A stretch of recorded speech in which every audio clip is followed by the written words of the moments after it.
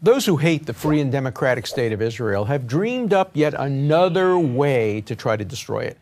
It has an innocuous name, but not an innocuous purpose. It's called the BDS movement. The initials stand for boycott, divest, and sanction.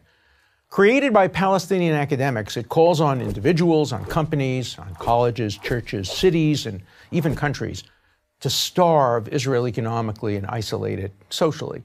The ostensible reason for this is Israel's alleged mistreatment of Palestinians living in the areas of the Gaza Strip and the West Bank. Now, I support the idea of the creation of a Palestinian state. Actually, so do most Israelis. And I'm not particularly supportive of the West Bank settlement policy of the Israeli government. But I condemn the BDS movement in the strongest possible terms.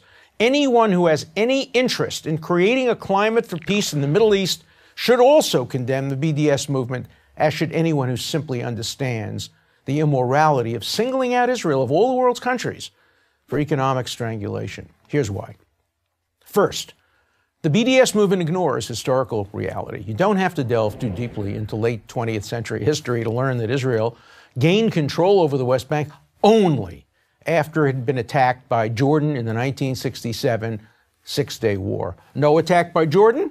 No Israel in the West Bank. It's as simple as that. Furthermore, Israel, on at least two separate occasions, most recently in both 2000 and 2008, has tried to give almost all of the land it acquired in 1967 in the West Bank back to the Palestinians. It's the Palestinians who've rejected each of these offers. In other words, there's no need for the BDS movement, since Israel wants to give the Palestinians their own country. Israel only asks to be able to live in peace in return. Second, the BDS movement ignores current reality. Israel is one of the freest countries in the world, and by far the freest in the Middle East, an area where there's precious little freedom.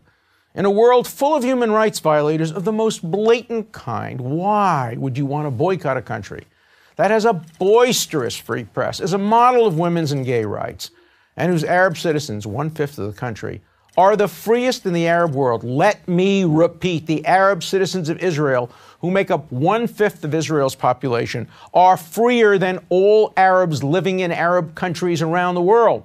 Now, the common sense principle of human rights is deal with the worst first. By this principle, there should be BDS movements against North Korea, against Syria, against Sudan, or a dozen other countries. Israel wouldn't even make the list. Of course, Israel has flaws, but like all vibrant democracies with regular elections and functioning courts of law, it makes a constant effort to correct them. Let's not forget that Israel did not build a security fence on the border of the West Bank or establish checkpoints because it wanted to keep hard-working Palestinians out of Israel. It did these things because it wanted to keep terrorists out of Israel after enduring years of horrific suicide bombings following the peace talks that the Palestinians rejected in 2000. Third, the BDS movement makes peace much less likely. Why? Because the Palestinians, if they believe that the BDS movement can strangle Israel economically and make it an international pariah, why should they ever negotiate? Why not just wait until Israel has no choice but to capitulate? But the BDS movement doesn't just hurt Israel, it hurts everyone. Israeli scientists and engineers are leading innovators in the fields of medical technology, in the fields of renewable energy, water conservation. The BDS movement wants to keep these scientists, as well as Israeli historians and other academics, from sharing their innovations and their knowledge and their insights with the world, with you. But the BDS activists don't care about helping the world. They care about hurting Israel. This leads to one final issue that has to be confronted: the motives of the people behind the BDS movement. Here, those tempted to support this movement must be very careful. The leaders of the BDS movement have no interest in a two-state solution. They reject the concept of Israel as the nation-state of the Jewish people. The BDS movement deliberately fools people. It claims to be opposed only to Israel's settlement policy, when in fact it's opposed to Israel's very existence. You may have sympathy for the Palestinians and wish to help them. I share that sympathy. But by aligning yourself with the BDS movement, you are aligning yourself with people who don't want to see both sides thrive. They want to see one side, Israel, destroyed. They don't merely want to see a change in policy. They want to see an end to the nation state of the Jewish people. Do you want to spend your time and moral energy supporting such a cause?